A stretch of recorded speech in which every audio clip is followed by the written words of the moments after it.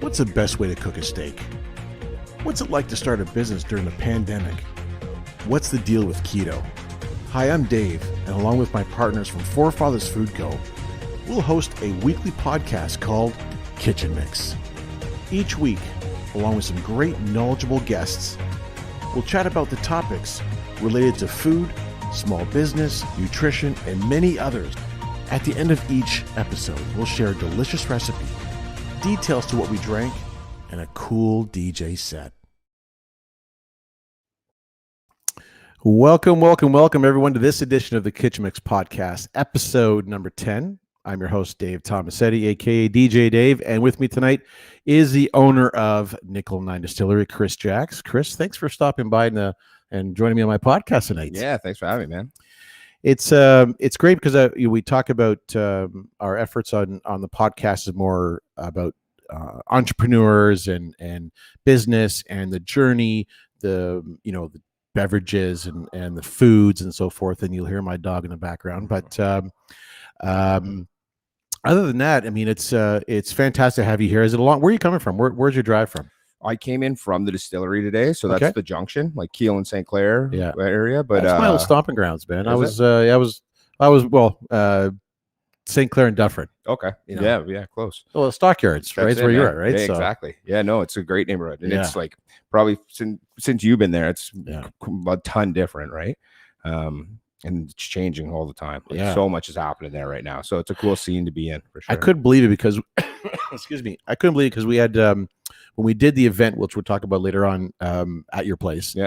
And one of my partners, Dino, who's the chef there, him and his brother John were driving up to it and like, where the fuck are we? Like they didn't know like how this would be such a busy district. Yeah. And it's like as the day went on, we're like, holy moly. And I'm like, Dino, John, trust me. Yeah. It gets better, man. For sure. People on their bikes ride by. So much traffic. Everyone in that neighborhood is out and active. Yeah. And when I got that space, we actually looked at that space on a November night, dark November night. And the space was cool. We looked at it. We're like, okay, this is cool. It works. It fits for us. But then we're standing on the street. We're like, how the fuck are we going to get anyone to come here? But then sure enough, that spring, just like the foot traffic. Yeah, no every kidding. year it's more and more. And it's like, it will, it's, I think it's going to get better every year because there's people that are, like younger families are moving in there. Definitely. Right. All the nonnas and they're all starting to fade away a little bit, and now the younger crowd or that generation's the younger families are coming in. Yeah, definitely. And there's a lot of strollers. Yeah, a lot of strollers. Speaking of strollers, you're so you're what? Your wife is 8 months pregnant? Yeah, 8 months pregnant. Yeah, we're due October 4th. So you already have a 2-year-old. I have a 2-year-old, so this is one of my nice nights out. You know what I mean?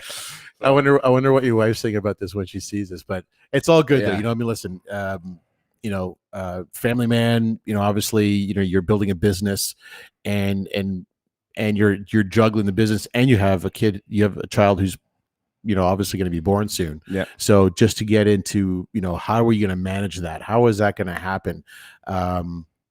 That's crazy.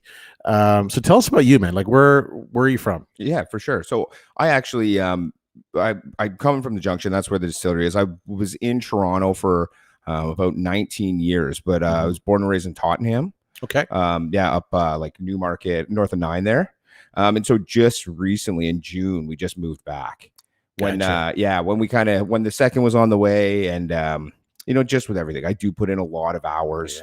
Yeah. I'm at work a lot, so Julie is with the kids, and we just wanted to get closer to family. My whole family's still up there. There's a lot of nieces and nephews up that way. So just a good support system up there. Yeah, for sure. Yeah, for sure. Have you thought about, opening a business in that area, like King or? Yeah, definitely. Looked at, there's before you have this one now, were you looking in your area? No, never. Like before the second kid was on the way, I had no intention of going back, to be completely honest. So it wasn't until, you start to look realistically at what you need for the family, right? Yeah, for sure. That it made the most sense to get back up there. And it's great. We're in Beaton, the town right beside. We've got space. We've got a nice house, and we've got the family close by. Awesome, man. Yeah, and then friends and support and all that kind of stuff. So so that's great. But there's still opportunity, like with where I'm at the distillery. I'm looking at other spaces, locations, and there is a logical move depending on a bunch of factors to get our own farm. Right. Oh, wow. Okay. Yeah, to have that kind of ability. So, it's good to be up there and driving through that area all the time and seeing what's around there. Yeah, for sure. Because, that it's not off the table. It could happen for sure. Well, it could happen. That's also, speaking of the business side of things, that drives your cost of goods down when you get into, if your drinks are made with the corns and so forth. If you have that ability to own a piece of property that grows that type of food, that drives your cost of goods down. 100%. And it's all local. Like you're a local. Yeah. We love local in our business as well as all local, which is fantastic. Yeah. So how did you get into, like, what made you decide that I'm going to get into the distillery industry? And I don't think it's because you drank a lot, but maybe it's a fact. Maybe, but just tell us how you got into it, man. Yeah, it actually is drinking. So I was only fucking kidding about that. No, yeah. I had to bring the cost down, my budget was out of control. No, it wasn't the drinking side of it, but it is drinking because my whole background is hospitality. Okay. I've been in restaurant business for like since I was 19 years old. And I've done it all, right? Bartended, ran restaurants, managed and all that stuff. Got really heavy into cocktail competitions. Oh, nice. Yeah. Okay. And then started making my own bitters, my own syrups, just playing around, and kind of grew from there. So, but I never actually thought I would have opened a distillery. My plan was always to open a bar. So I was in the works of opening my own bar. And then I started playing around and making my own spirits with some buddies, and people started to kind of like what we were doing. Right. And started asking us, hey, I'm having this party, like how much to pay you to make a batch of your stuff for us. And then some family friends were kind of like, hey, we're happy to, get you guys off the ground if this is something you want to do. That's awesome. So those pieces all just kind of fell into place. That it like really, really quickly switched from a bar to actually the distillery. Yeah. So, awesome, man. That's really good. Yeah. So the intentions were always a bar, which typically is like a first thing we do, because it's like, the equipment side of thing is not as intricate as a distillery, but to go into that type of business, that just shows that, that's the focus. I mean, we're going to go do the distillery. So in a distillery, explain like how, let's say, without giving away major secrets, but you have, let's say the vodka line that you have. Right.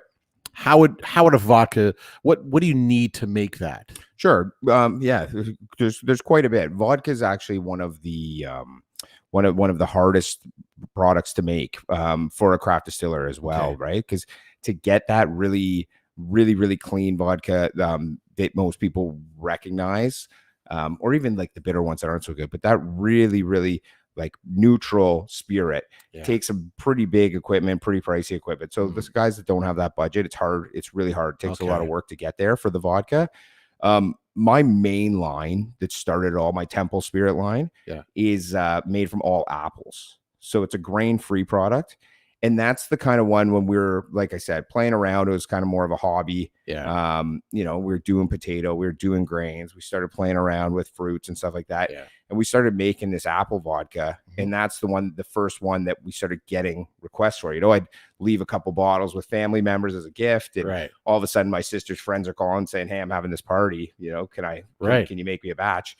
So that's the one we're like, it's kind of unique. It's different, let's go for it. So, and then as far as the equipment side goes, there is a lot more of investment that I even do off the ground. Right. Yeah. So you get your fermenting tanks. You have to start with that process, right? The same way you would for beer or wine. Right. But then the other piece, the pricey piece for us, is the stills that we extract the alcohol out to get that high proof stuff. So that takes, you watch those shows about those guys that make the moonshines and shit, right?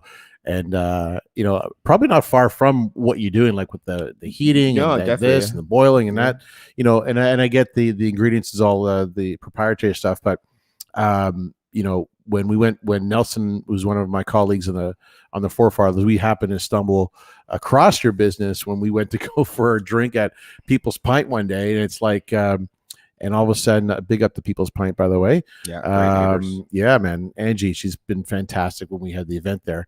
So we stumbled and we went inside and we're like, holy shit, man, this is great. I mean, you had the spicy rum, the Jackie Applejack, you know. And when you got there, we got there like we're sampling everything. And we're like, holy shit, man!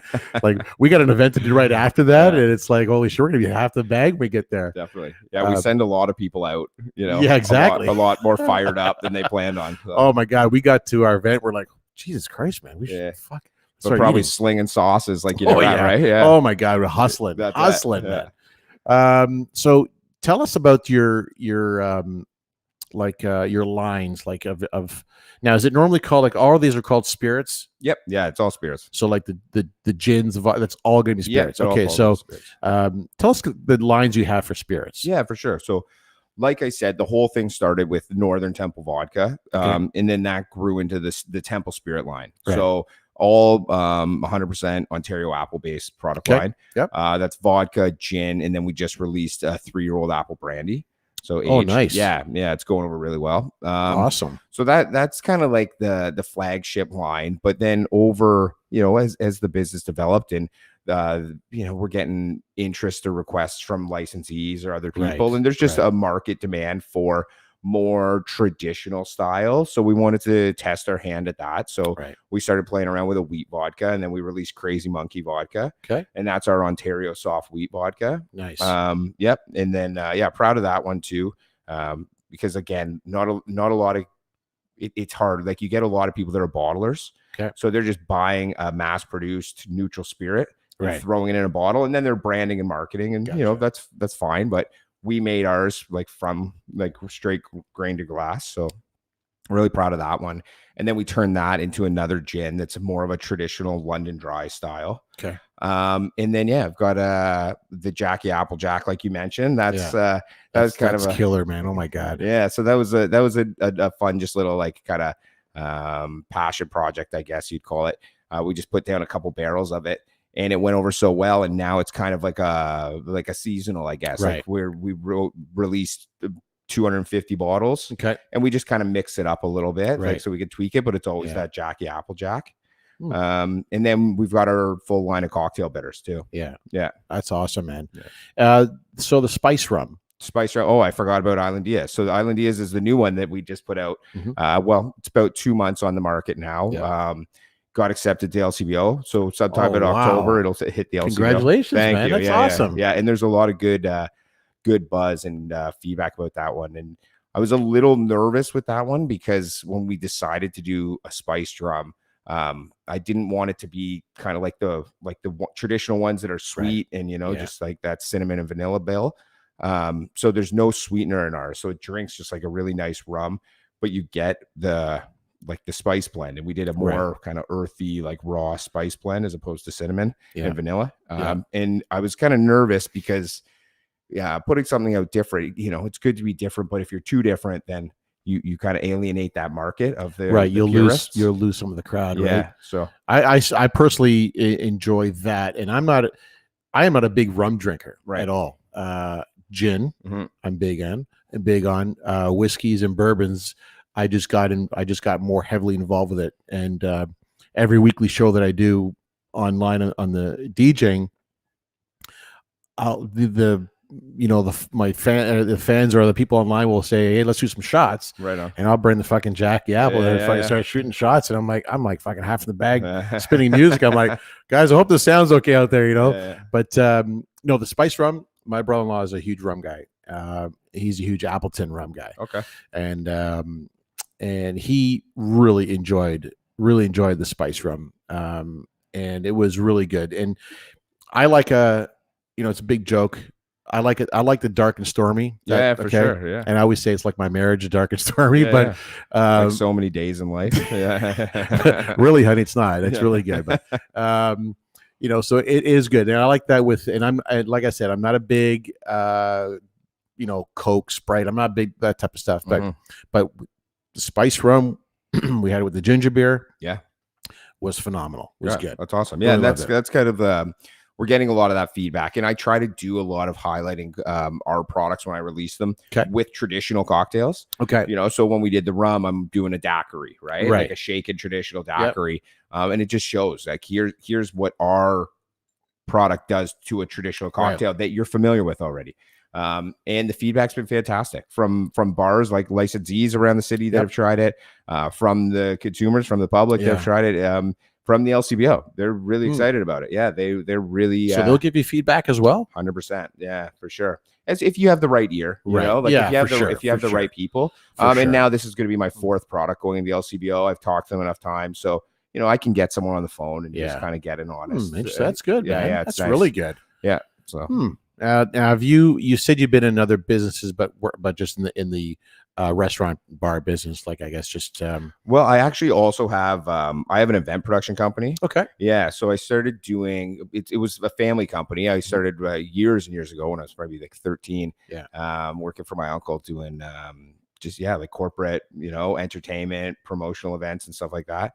And then it's probably 11 years ago now or something, he wanted to get out, so I bought it from him. I took it over. Nice. Yeah, so I've been doing that, and it's good because it gets me around, it gets me out. You know, it's I really like that, but unfortunately, that's with the climate right now, that's been shut right down because I kind of do mostly like stuff that's about 2,000 to 2,500 and larger, and there's not a lot of that happening right now. So we'll see what happens with that one. I'm already, there obviously there's a correlation, there's a play to tie the event business in with the distillery. Absolutely. Right? It all kind of goes hand in hand. So we'll absolutely see. Maybe even some music down the road, Hey. I know Hubert's big in your area. I know he's down the street from. Big up to Hubert at the control room. Yeah. He's been a great guy and good supporter of my hot sauce. He goes through period like I go through the spice rum. Oh, so really? He drinks that, which is great. So, awesome. Yeah, no, he's been great. So, now tell us about your journey. Like, so you actually did talk about a bit of it when you just said you started doing, just like a little hobby thing, and then people started saying, hey, I want to do this. I want to buy more and more and more. Are you at the point where it's like, you have a set schedule where you're going to do certain lines of spirits? Like I know you had some seasonal stuff. Yep. Now, what's your best seller right now of your spirits? The top seller is the Hidden Temple Gin. Hidden Temple Gin. Temple Gin out of the Temple Spirit line. Yeah, that's the biggest one. That just got picked up as a general listed product from the LCBO. Okay. So that's a big step. That's the one that does really well in Alberta. There's a lot of interest in, the whole Temple Spirit line. Actually, I've talked to some distributors that are down in New York, Texas, California, stuff like that. So awesome. But that's the one. Gin, like vodka is a tough market because people kind of pick their brand and they've stuck with it. They don't really switch up too much. They have their one that they associate with, and that's it. Yeah. Whereas gin, a lot of drinkers and gin drinkers are more open to experimenting, seeing what's new on the market, trying different things, maybe having 4 or 5 different bottles on their bar. So people like the package, they really like the product, right? And it's the number one. It is. One for us, I noticed your labels are all they were all hand graphic, right? It's all from the front of yours. I did the graphics on. It's actually no 2 products have had the same designer. It wasn't intentional. It's just when we started, I kind of knew out of the gate that I didn't want to be just Nickel9 vodka, Nickel9 gin, Nickel9. Right.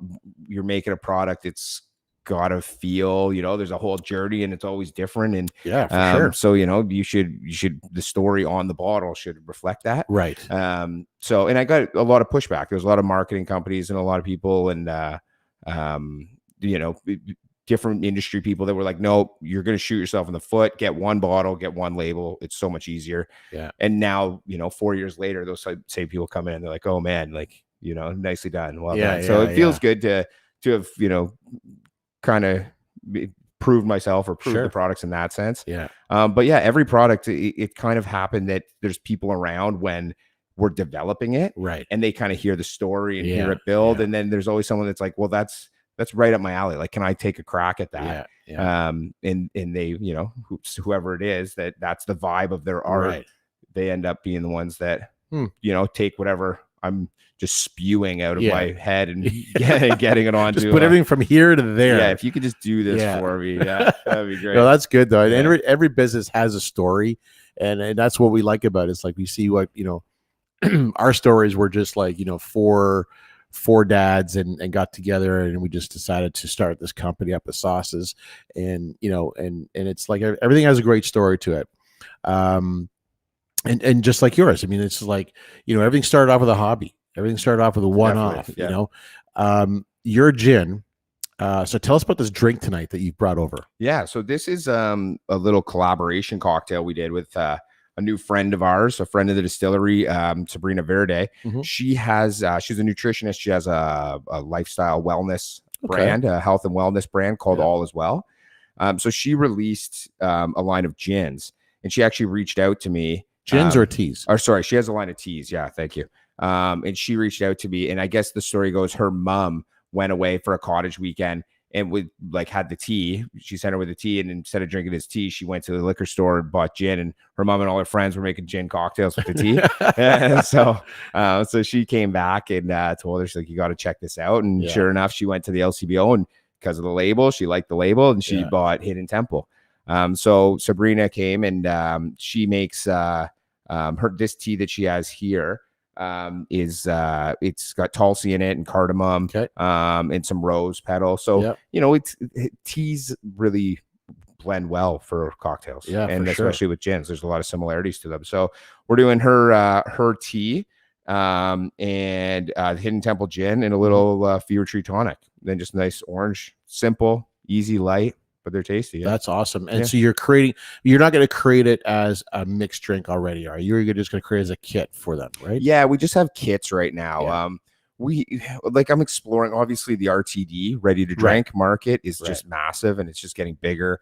And now with the seltzers, it's seltzers are getting big. They're huge. They're a massive market. But it's still, no matter what it is, it takes time. It takes to do something right.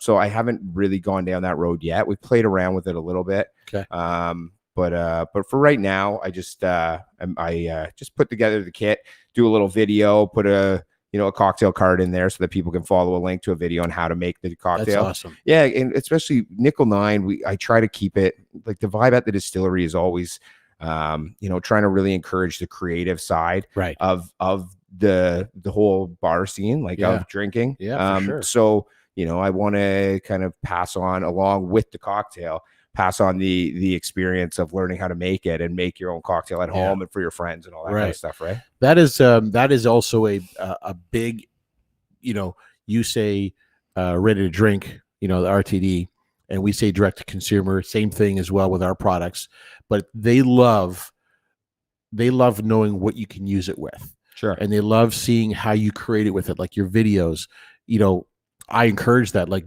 make as many fucking videos as you can, with your great products, just like how we try to do with ours. And we do recipes and we film it. And every Fridays we have like a Friday food post where we'll make a dish using our sauce, and we'll post it up there. But this drink is awesome. I want to say cheers. Thank you so much. This is great. Cheers. Oh, this is good. Yeah, the film world, like that side's such a big marketing, and it's never been in my repertoire, especially. Yeah. So actually, I partnered up with a friend of mine, Hayden Curry, on the Spice Drum, and he owns a company called Roger Diaz Film. Okay, so he's a film guy. So people have been kind of encouraging me to get more on camera, and I really fucking hate it. Like I don't like it. So, so he's been pushing me a little bit better, getting me on camera more, and helping me get a bit more comfortable, so I can get that out there. Sure, you have to do that. Like I was, I never really had the, I wasn't really scared to be on camera or talk to 1,000 people or DJ in front of over thousands of people. You know, just everyone has it, everyone doesn't have it. Everyone feels different about it, right? So again, fuck, just do it. That's the type of shit you got to do. And I think it'd be great as part of your business to see the owner, take something with as simple as a tea, a local tea, and with the floral of it, and mix it with your gin. It's a refreshing drink. I mean, this is like something that you would have to have at a bar, right? And make it as a drink. Now, speaking of which, are you allowed to sell to other bars, or they have to go through LCBO? No, I have a direct to licensee license as well, which is great because with my background, I've got so many relationships, and the nice thing about that is they can buy products from me that aren't in the LCBO. So it gives me that other whole angle to, build a relationship with a bar, give them an opportunity to pour some stuff that, no one's getting at the LCBO. So, okay. Well, that's good to know. Sometimes you're limited, right? And I don't know how the experience of LCBO, I don't know what it's like for that, whether they're more like a mafia where everything's got to go through them, right? So obviously it's the distribution of alcohol is in one place for Ontario. Yeah. Okay. They still, and I said, so if I'm selling to a bar, it's still reported to the LCBO. Oh, it is. It is. I do my monthly reporting. I report that.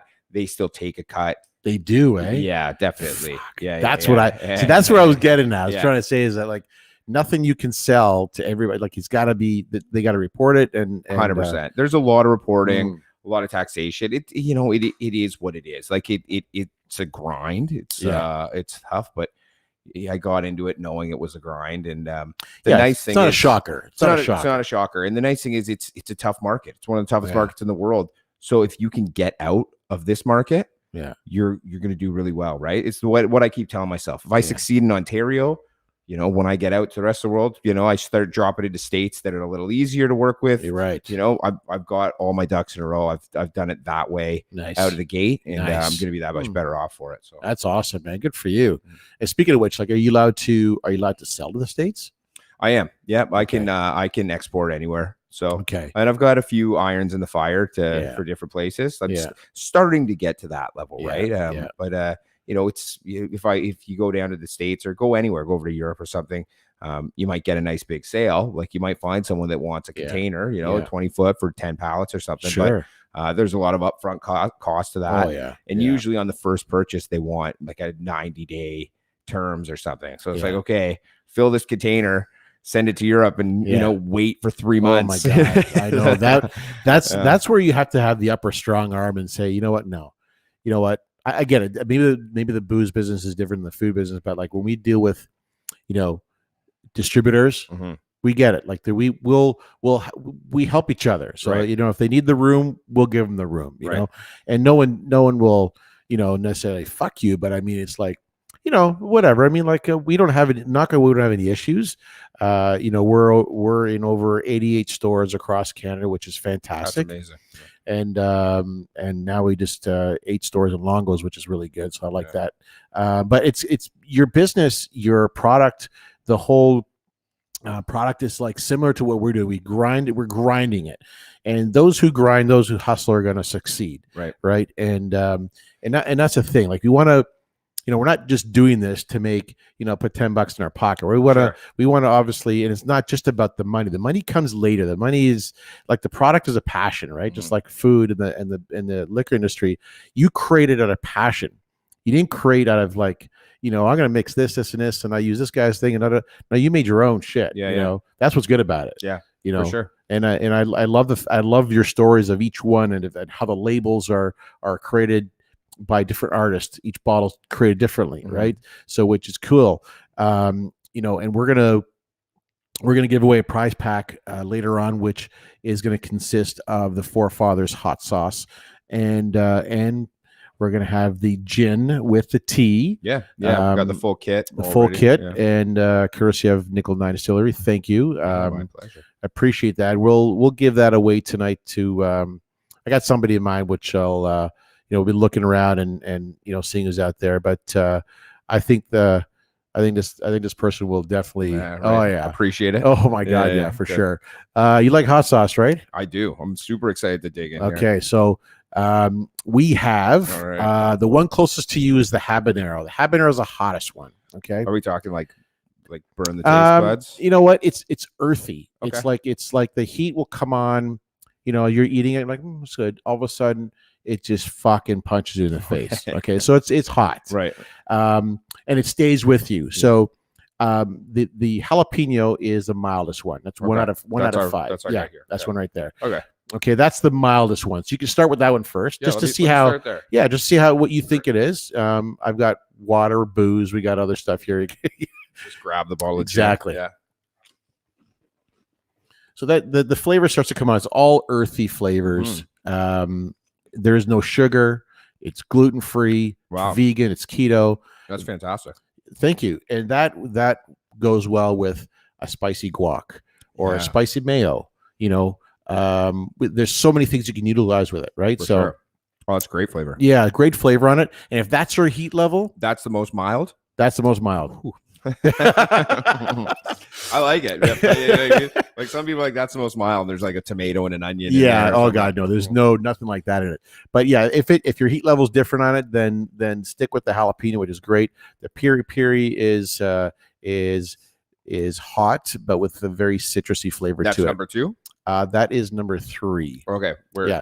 So that's number 3. That's good with ribs, chicken. You know, shrimp, right on. You know, okay, a little bit of rice on. I love right? piri piri, so let's try it out. Here. But yeah, this is great, and you know, I'm gonna send a package down to your store as well for you. Thanks. So you can try it out. So this one was piri piri. That one's piri piri. Okay, let's jump in here. Yeah, it is 4 out of 5. Okay. So it's got some heat to it, but you should be tasting the tanginess of the citrus coming on. Oh yeah. Okay, so you know, obviously, the crackers. I mean, the breads. It gives a little bit of different texture to it. But what gives it the like butteriness out of the gate? It's probably the cracker that you're eating. Okay. Because there's no, like more like the mouthfeel, I guess, is like that like creaminess to it, or you know what? That's nice. That's really nice. It is the oil. Like it's all natural ingredients, so it's like the citrus flavor of it, and I'm not gonna obviously the ingredients are all up on there, but it is like the spices in there, all natural herbs and spices, and then we have the nice hit of the lemon citrus. Oh yeah, which is good. So we are actually making one that's half the heat. Okay, so we do get people that are just not the hotness, but they want the flavor, right? And but in that, like that, it's not necessarily meant for a dip to begin with, right? You can use it as a dip. That's what's good about it, is that our sauces are good, like they're versatile. That's what's great about it, is you can use them as a marinade, for sure, as a topping, or as an ingredient. Yeah. Okay. What's good about the piri piri is that my colleague Nelson, which I used his recipe, I took 2 racks of ribs. Okay. And I put them in a roasting pot, and I took half a bottle of piri piri and just poured it in there, and 1 can of local craft beer. Okay. Let it marinate for let it marinate the entire day. Slow cook it for 3 hours. And then you apply and afterwards you take it out and then put some more on top of it. Right. And put it in for another, 2 minutes. And I mean the taste and flavor, like fantastic. My wife is not a heat at all. Right. She doesn't like the jalapeno is hot for her, but she enjoyed that piri piri. That flavor is delicious. Oh my God. Yeah, no, once I get the smoker fired up at the distillery. Oh my God, for sure. We got to definitely do something. We got to definitely collab on something like that. I think my dog is trying to get in my studio, but it's okay. So don't worry about her. Yeah, so definitely we have to, and I appreciate you trying out the sauces. I mean, it's going to get hotter after that. So if you're, these are both hotter? Yes. Well, I got to do the line. I got to do the line. We're here. We're here. Exactly. The cayenne, which is the second one there, that one is good with it's number 2. It's number 2 out of my dog is going to knock. dime for a cracker. Oh, that's fantastic. And he's in. And Marley, she is in. Marley has made it. Oh, she's in. She's gonna tear down that doors. So the cayenne, which is great, is like number three. That's here? Yes. Okay. And that one there is it's got some great heat to it. Earthy. Okay. Delicious. Put that on steak or eggs. Eggs, that's breakfast for sure. Okay, right. And that's what a lot of people use it for, is breakfast. 100%. Okay? That works out well. The habanero is the hottest. This guy. Yes. Do that with, again, Nelson and Dino, they make all their recipes as crazy. These guys are awesome. Use that with a touch of honey and the habanero, and you apply that on wings. Oh, okay. Okay, and you bake it. Oh, bake it right in there. It's really so good. It looks, you can just see it already looks like wings. Oh, right? Yeah. Right? So, we're working with a lot of, we're going to be working with a lot of restaurants to come up with different flavors for their profiles, for their, their menus, which is great. And hopefully using our product, which is fantastic. Right on. Sure. Yeah. So that's, so the habanero, try that out if you want. Yeah. Just cleanse the palate. All right. We're going for it. I love it. It's good. It's got some good flavor to it. It's not going to hit you right now. That's a lot. That's a lot. If you like it, but yeah. I essentially use Sambalolic for salad dressing. Oh, do you? Okay. That's like my go-to salad dressing. Gotcha. Just Sambalolic. So I'm okay with heat. Okay. I'm okay. I like it. Yeah. I just don't like, it's like you said, you need flavor. You need flavor. It's got just for the sake of heat that's like a 30-second. It's like a fucking 30-second hit, and that's it. This is gonna be okay. Flavor, earthy tones to it, and then it's just gonna fucking hit you. Oh yeah, I'm getting like a what is it? It's not thyme. What's the herbs that I'm getting on the breath? There is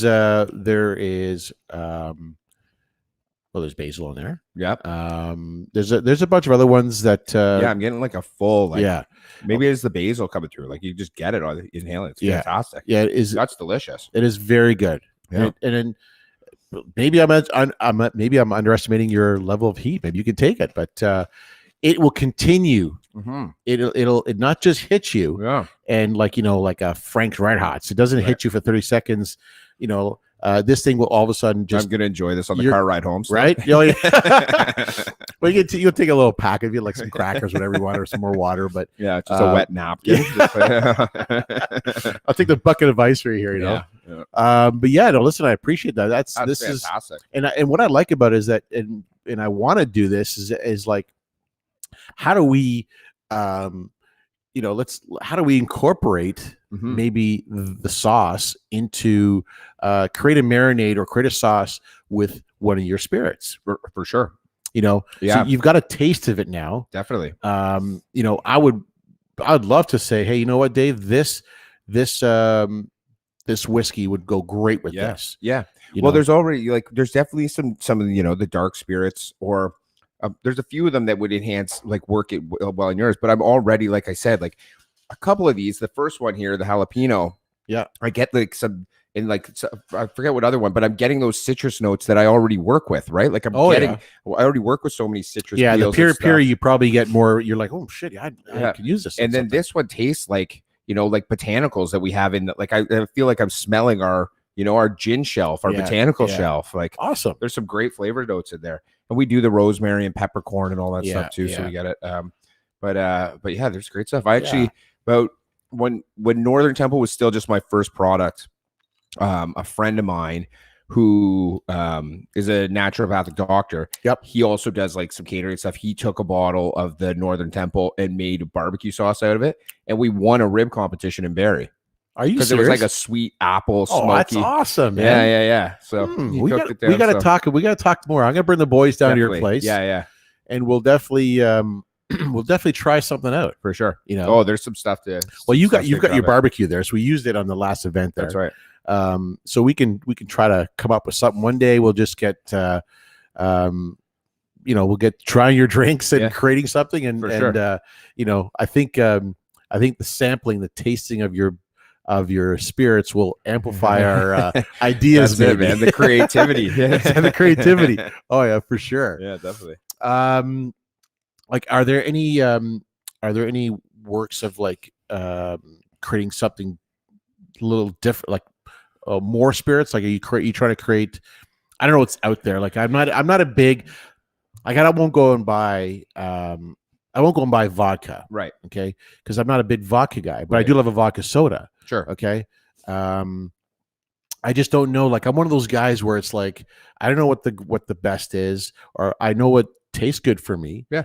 Maybe I'm more of a mainstream type of. Well, no, that's like, that's how it should be. If you're like, at the end of the day, the consumer, you're buying it to enjoy it. You know? So like, I definitely try to sell an experience and a story along with it, because that's really enjoyable. You bring home one of my products and you're serving a drink to your wife or to your friends, and you're telling the story of your time. Right. But I've worked in so many bars, and you get those like asshole bartenders that look down on you, or, like you order something and they're like, "What the fuck are you talking about?" Exactly. Why we're in that? Yeah, exactly. Like, I don't know, because I want it. Yeah. So, that's how I am. Like, I don't know what's good, but I mean, but definitely, not just to, your spice rum is by far the best, and I'm not a rum guy. Thank you. The Jackie Applejack, well, that's a whole new level for me. I've never been a whiskey guy that, since I am now, but I love a good bourbon. Right. Okay. Like a Bullet. Yeah. And that makes sense, because our Applejack this year. So the Applejack, I don't know if we've touched on it yet or not, but it's like a small batch. It's a limited release one that we do. We did talk about that was going to be seasonal. Yeah, exactly. So I release it. It gets aged in a barrel for 1 year, and it's a blend of a brandy and a whiskey that you mix together and age together. So for the one that you're talking about, the first year, it's a 1 year. It's a Ontario apple brandy. And then we did an organic corn whiskey. Okay. So the apple brandy and the corn together, it kind of would be similar to a bourbon mash bill. A lot of corn on the sweeter side. But the fun thing with that product is we're changing it every year. So the one in the barrel right now is we stuck with the apple brandy, but we did a triticale whiskey. So triticale is a hybrid grain of wheat and rye, so it's going to be a little spicier. Yeah. I gotta get that. Yeah, and that's it, right? And we'll change the label up. The guy who actually did the label was he's the guy that draws my tattoos, and he's got like a really cool kind of like surrealist style that he does his artwork. Yeah. So I told him, I was like, Johnny, his name's Johnny Somoza. Johnny, what up? Great Big guy. Up, Johnny. Johnny's awesome. And I was like, my whole image, I was like, there's going to be this little character, Jackie. Right. And he's a little like woodland creature, and his head's a shrunken apple. And he travels the world making this spirit. You know what I mean? And that's what you told him. I was like, that's all I'm going to tell you. And you designed the label. And he created this whole world of this. I see it. Like, I saw that there. I was like, holy shit, man. Like, there's that's Jackie. That's Jackie right there. And so now this year, I was like, I told him just like the single little apple there and stuff like that. But this year I kind of told him, I'm like, so instead of a corn, it's a wheat, And it's the same thing. It's like, here's year 2 of Jackie. Like, take us on an adventure. Where's Jackie this year? Nice. So he's working on the label. So every year, that's awesome. Johnny's gonna do. There's a story behind every bottle. Yeah. That's awesome. Every year, Johnny just has like the kind of creative control to keep taking us on the journey of Jackie. I love it. I love it, man. I love it. And so, like, your business that you have, your establishment that you have right now, you're open to like people can just come in and get a glass of your drink. We're very open to that. You're very open. Okay. we encourage people to come in. Right. For sure. Yeah. It's the sample bar is a big part of it. Yeah. Obviously over the last year and a half, it hurt, right? Like not being able to have people come in and meet us and try stuff. And so we're very excited that the sample bar is back open. And people can come in and you can do your tour and you can see what we're up to and you can see the experiments. Yeah. And that's the other part too. We've got our product line is, with 15 bitters now and 6 core products in the lineup. But, I've got 4 or 5 on the go, right? Like just something in some different stage and people get to come in and peek behind the curtain a little bit. Yeah, man. And I love it too, and if people come in, like when you and Nelson came in, you know, you were excited and you're food guys and you produce. So I get even more excited and the story keeps building and you're like, no. And I'm like, yes, you know, just, yeah. So I love it. I get going and I love it. Oh yeah, for sure. And your merchandise was fantastic. Love the hats. Oh, right on. It was great. Thank you. I'm not really branded up for today, but you know what? Okay, I got the Forefathers hat shirt. I got it. If you could superimpose like a little Nickel9 on I'll Photoshop something. Yeah, that'd be great. Thanks. You know, when you talked about the sampling. Yeah, I'm gonna keep sampling. Yeah, man. Here. Yeah, let's get some. Don't mind my fucking hands, buddy. We're gonna superimpose a ice scoop too. You said sampling, and I'm gonna take a bit more of that too, if you don't mind. Sir. That is a big part of this business. Okay, 100%. that is in our business. That is the how do you get to people to buy your stuff without fucking trying it? Whether it's booze or sauce, right? You're a small guy and you don't have those massive national ad campaign budgets, right? It's all about putting product on people's lips. Absolutely, it's all about that. But then when COVID fucking hit, killed us. Right? Yeah, I was going to say that. I mean, that whole it decimated the small business and food, beverage, music, entertainment industry for sure. Anything where you were relying on personal connection, right? When you were relying on, and we relied on it everywhere, B2C, like to our consumer, to get them to see our product and hear the story, right? But also to other businesses, right? Yeah. Like we lost. Everyone kind of assumes, you know, something I hear all the time is, oh, you must have done so good during the pandemic. Everyone was drinking so much more. People don't understand the LCBO. They shut down, and the only way I stayed in the LCBO was by my team. We'd go in, we shake hands, we have relationships. Right. We were locked out we didn't get, like, people moved. We didn't know who they were. Yeah. I lost almost half of my LCBOs because I wasn't able to go in and keep the relationship going. Right. And then the big guys saw the opportunity and they bought up a lot of shelf space as they do. Yeah. And you know, it was tough, and it was really tough to keep. We had to really pivot and refocus on the neighborhood at the distillery and online, and still just kind of getting the word out there as much as possible and finding ways to stay in touch with people. Yeah.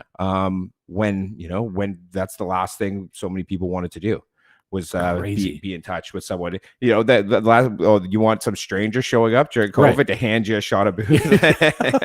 No, there wasn't. No, I know. Yeah, so it's tough. And sampling is the key. When the COVID hit, it obviously it hurt you.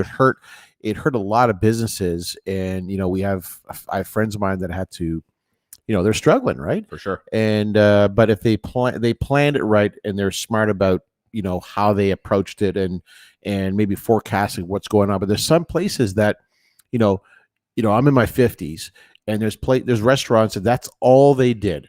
Okay. They had one business for 40 years. Right. Okay. Their parents' business. Yeah. And they had to shut down. How do you get a 50-year-old to go do a resume and fucking look for a job? Oh, for sure. They're not going to look at him. No. Even if he had the credentials, they're going to hire some 25-year-old to do his fucking job. Definitely. Right. So, besides getting back into this stupid, I'm not a happy guy about our government, our leadership. I'm not a big fan of all three of those motherfuckers. Right. Okay. So, but to go back into the business side, we have to focus on how do we get our product, my sauces, your booze, to people's mouths. Okay. And it is sampling. Right. Okay. And thank God that we're opening up. We actually opened up our business. We created our business during the pandemic. Okay. And we focused on the online. Yep. Okay. Because we thought, you know, people are going to be home. They're going to be eating, buying some stuff online. Let's try it out. Definitely. Okay. So sampling was there. We did our business based on non-sampling, just on, you know, branding, friends and family, and they knew this and knew that, similar to what you were doing too. Definitely, right? Definitely. And they trusted our product, especially the fact that it's health conscious wise. But to go back into your business is that now that we're opening up and people are coming through and you're in a fantastic area, people don't realize the Junction is a happening area. Definitely. Man. It's happening, right? There's a lot going on. Yeah. Right So like you're getting people to book weddings. Yep. You know? Yeah, definitely. There, and it was starting to come a little bit before, you know, the appeal of the small industrial space, right? You know, so that wedding of 25 to 35 people. But now people are out, and it is a good community, and it was a nice thing. The pandemic forced us definitely, and I think a lot of people to, really bring everything back in to a closer knit community, like to get back to within arm's reach, right? And really get to know people around. If you wanted to survive in a business standpoint, or even just in a mental health and social standpoint, like you had to figure out how to stay connected to people, right? And we did that in the Junction. Like some of the businesses that came out and that we built relationships in, and not just in food and bev or in hospitality, like the master mechanic in High Park. Those people are amazing. A lot of the food banks and the shelters and stuff that like people just stepped up and just helped out gladly, like a ton. And a lot of those relationships are continuing right through. Right now it's the talks of like, okay, let's have the big Christmas party. Like now we've gotten through that, knock on wood, and like let's get together and celebrate. So it was one of those nice things, like you said. If the people that had passion and had some drive in their business, I think found ways to thrive, and probably found some really cool relationships and avenues that they wouldn't have focused on before to come out of that. Yeah, for sure. And you actually said perfectly, where we have to get everybody just to, okay, let's get the basics back. Okay, let's get the people close to us with their arm's reach, and let's focus on starting not over, but just sort of just like, okay, basics, instead of like, whether it's mental, financial, physical, whatever it's going to be, we all have to be like this crazy shit that's been going around has really messed up mentally and a lot of 100%. Okay. And the business side, and I can't stress it any further, the fact that we are trying to rebuild what's happened. Okay. Especially in the music industry and the entertainment industry. Devastated. Devastated. Yep. It killed it. And the restaurants as well. So, I feel for everybody, and I know that's all going to come back, and we're all going to get back to, it's never going to be back to how it was. No. Okay. Because they're, I'm not going to go there anymore, but we're going to just do what we can to keep focus, head above water, to bring our product out to people and build a business and focus on that. Focus on being one-on-one with people. For sure. Right.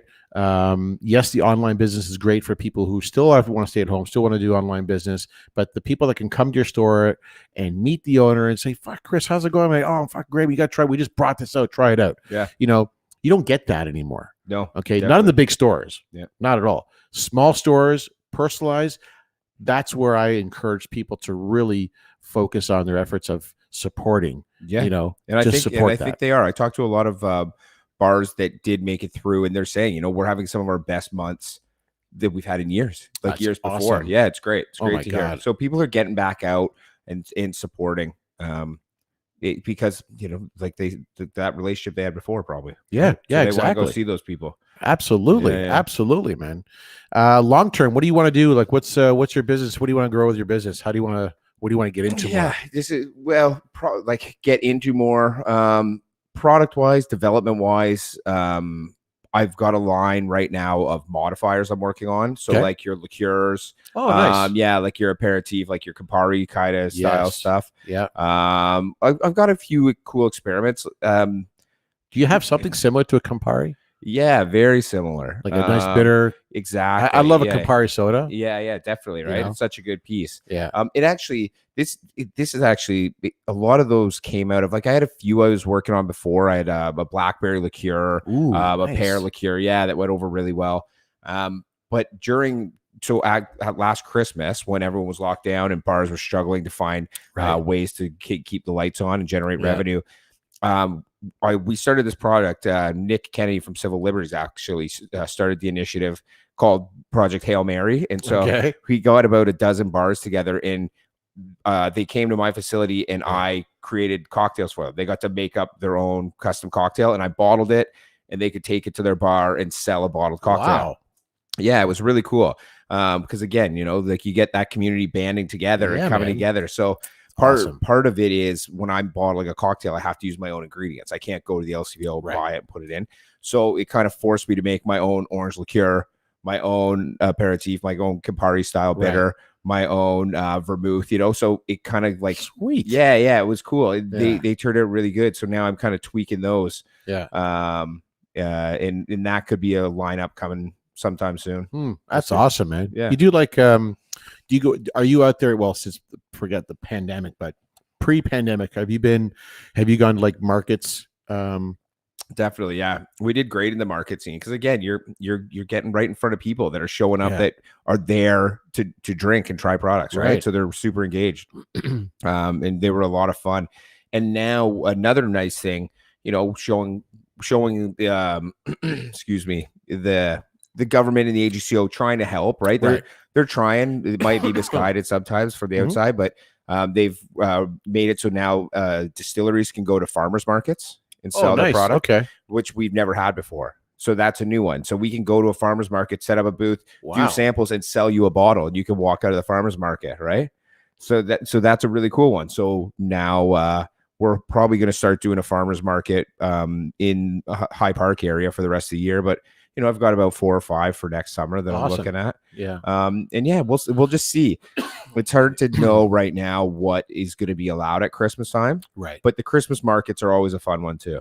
Yeah. There's usually some drink shows and stuff. Yeah, that'd be kind of cool. I mean, Christmas time and the selling of it is, you know, obviously people are buying gifts and people buying this. I think the Christmas one would be a great little having a Christmas party and yeah, this is awesome, man. I mean, like I get these ideas from you of what, you know, I try to maybe feed from to, you know, in our meetings of what we could do, right?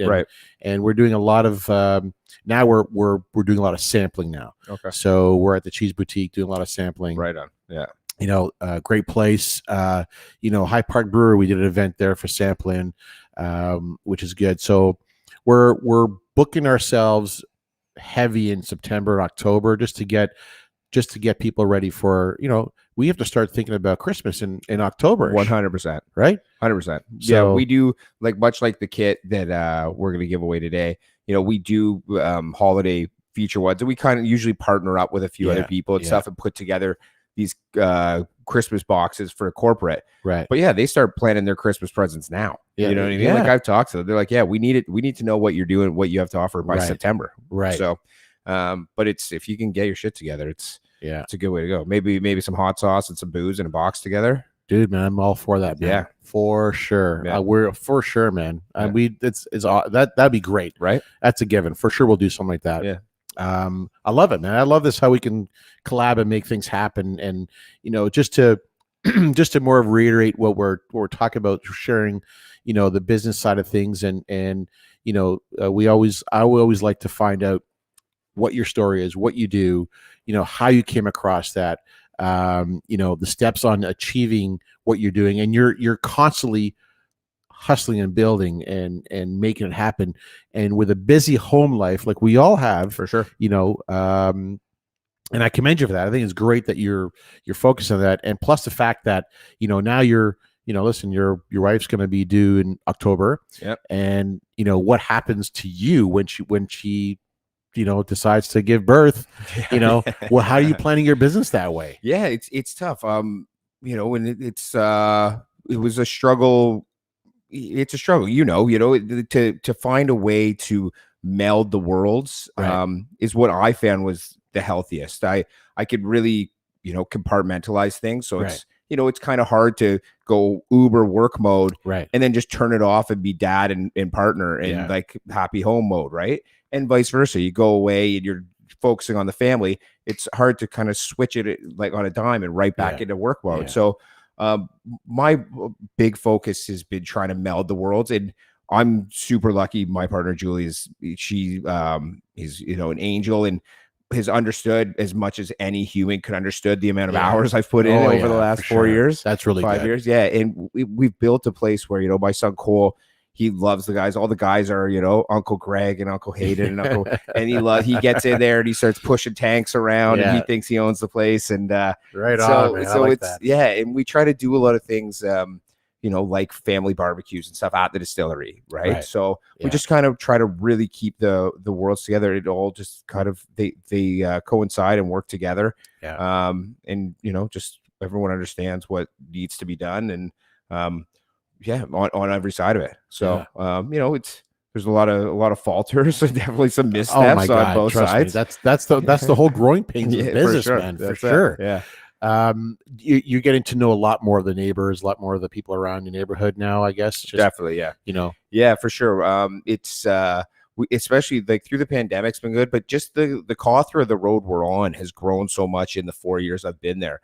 Like when I came in, it was a little bit sleepy still, but there's more business and more people trying to get the word out and get their business going, and that are offering something that's more of a walk up. It was very much industrial before, so it wasn't the kind of place where you had a ton of people. And now we're actually trying to get a BIA off the ground. Nice. So once you have a business improvement association, then all of a sudden you have the ear of the city more. They help you out. You can do more stuff, like do little street festivals, more advertising. So it's a really good community. You mentioned BIA. That is basically if you've got the city behind you, then it's great. We're trying to get that with Mississauga right now. Right. With I don't know how it was trying to get through to them, but it is a pain to get through to them. Yeah, especially right now. They're anything you're putting new paperwork on someone's desk. Yes, You're pretty far back the list right now. Yeah. Well, I get that, man. Yeah. So we're just we're almost like similar to how our style of business is and how we want to achieve it and market and grow, which is great because you've never been on our podcast, and I think I would want to have another follow-up podcast for sure. 100%. And I think the boys would love that too. Have it at your place. Definitely. We got some big harvest tables. Yeah, man. We set up. We got a few mics and stuff there. That's awesome. And we got a big bar. Exactly. We'll bring the food and the sauce. Definitely. You'll have the booze and the tables and everything. We'll supply. We're definitely got to do that. Let's do it for sure. And speaking of events, obviously we've had an event with you guys a couple weeks back. Yep. Which was fantastic. Yeah. And it's all about the sampling, all about getting our name out there, getting people direct to consumer, and that's a big part of it, right? Definitely. So tonight we're going to give a prize pack away. And we have the prize packs that consist of the Forefathers 4 hot sauces, nice, as well combined with your gin, the tea, the full kit. So you're gonna get the Hidden Temple gin, a bag of the All Is Well tea. And then we threw in some bags so you could steep the tea if you need it. The Fever Tree tonic, and some garnish, some oranges, some, rose petal. So there's everything you need. Awesome. You'll get a little card with the QR code that shows you the video, exactly how to do everything, and you can just have some fun with it. That's cool, man. That's cool. So I've in my mind just going through all the people that went through the list, and it's tough trying to market a giveaway. With the amount of followers, the amount of people, the amount of places we try to engage in, people loved our posts and reading it, but I don't know how far they read it. Right. Yeah. Because they say enter the win, you got to do it this way. So only if a few people have done it. Some people have called and emailed, and actually I got a lot of people that actually emailed me saying, "Oh, I want to do this and put my name on this," and blah, blah, blah. I'm like, just all your friends and family texting you, right? Hey, Dave, give me that prize. Exactly. So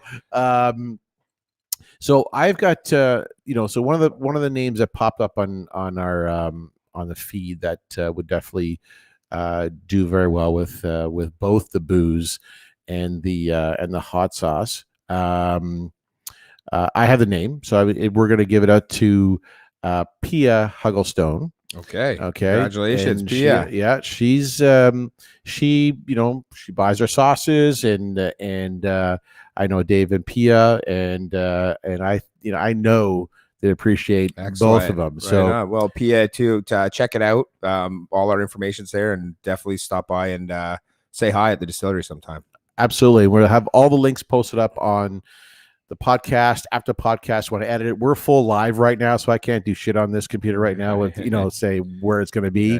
But it is recorded on our Twitch channel, so you'll see it on our Twitch for past broadcasts, as well as our YouTube channel. We'll have all the videos. Once this video is done, it'll automatically go up in there. You can view it, share it, do what you want with it. That's it.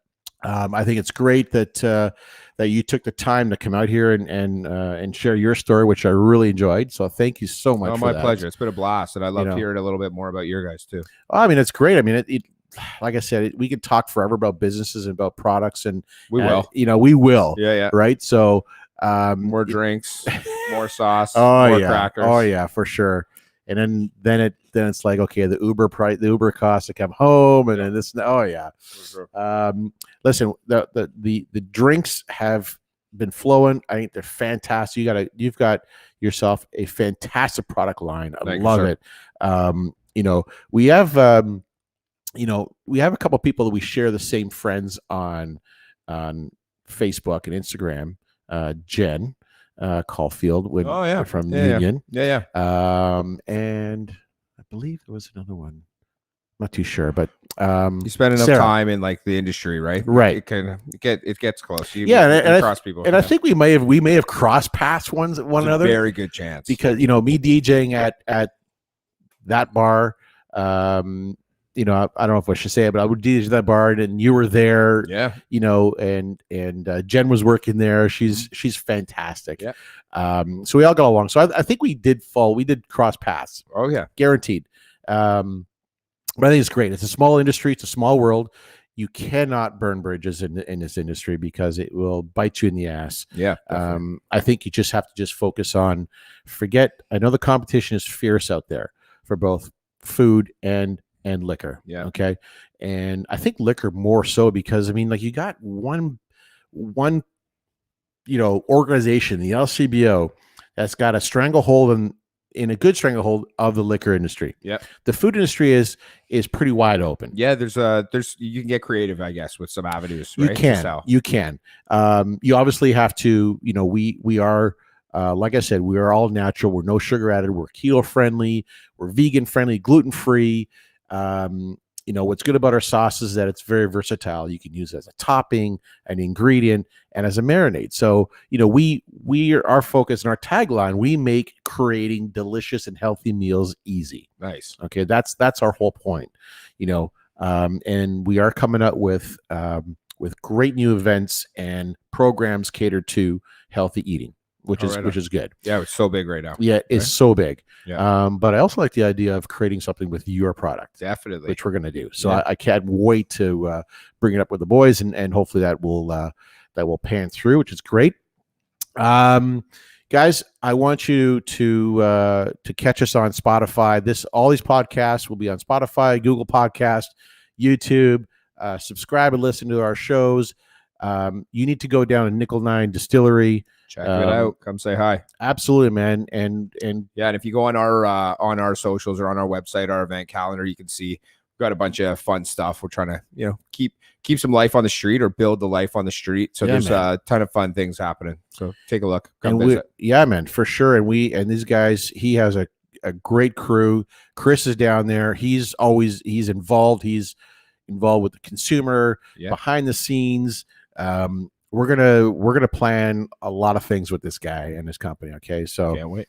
And we're gonna end up doing it. We're gonna have a follow-up show. We're gonna do a lot of sort of cool stuff, and I really appreciate you guys tuning in tonight. I can't see who's out there tuning in, but I'm sure there's some people tuning in. But I really appreciate all of you guys watching our show on the Kitchen Mix podcast, and Chris, I appreciate you coming down to your busy schedule, family and business, and thanks for the drinks. Yeah. My God, man, this is going to be going great. It was a blast. Thanks for having me. Oh my God, this is fantastic, guys. I want to say thank you so much. We're Kitchen Mix Podcast, episode 10.